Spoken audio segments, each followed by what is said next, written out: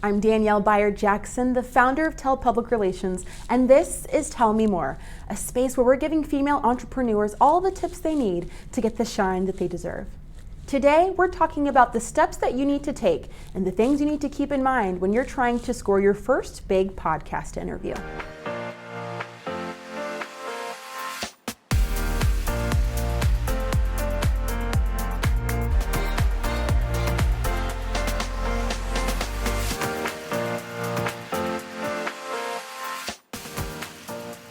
One of the most common questions we get here at Tell Public Relations is, how do I secure a podcast interview?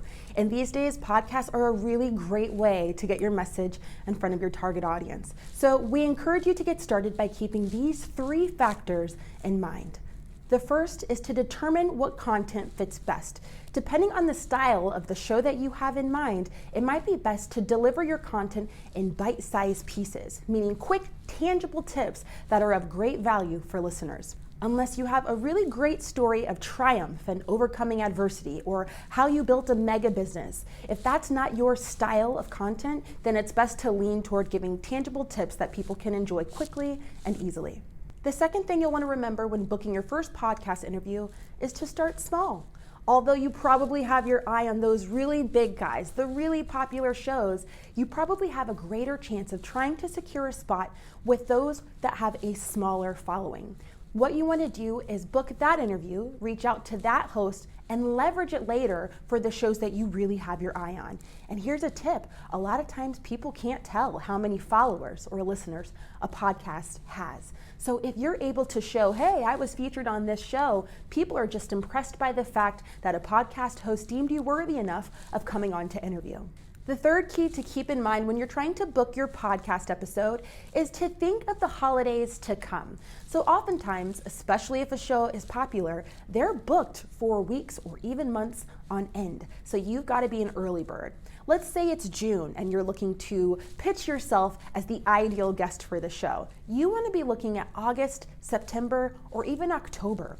What industry days are coming up? Holidays, anniversaries that listeners would really be in tune with. What's happening seasonally that you can pitch your topic to? If you can attach yourself to an upcoming holiday that's relevant to your business, you will be the perfect fit. The final thing to keep in mind when booking yourself for a podcast interview is this. Don't just pitch yourself to the podcasts that you listen to. You've got to think backwards and think about your ideal clients. So if you are a web designer and your ideal client is creatives, musicians, photographers, what are they listening to? And find a way to adapt your content to fit those platforms. So identify your goal. Do you want to be on a show that's impressive to your industry peers? Or are you trying to get more clients? Either way, it's worth taking some time to think backwards and intentionally position yourself for the podcast that would be a good fit for your goals. With a little planning, you could be on popular podcasts in no time, and then later you can leverage those to increase your visibility and enhance your reputation. If you're looking for more tips on how to land your first big podcast interview, we've got all this and more in our visibility ebook. You'll find it on tellpublicrelations.com, where you can also go and book your first session with us. Hope to see you over there. Hey, thanks for watching this week's episode of Tell Me More. If there's a topic that you want us to cover, be sure to leave a comment. And if you're interested in public relations coaching or full representation, be sure to visit us at tellpublicrelations.com.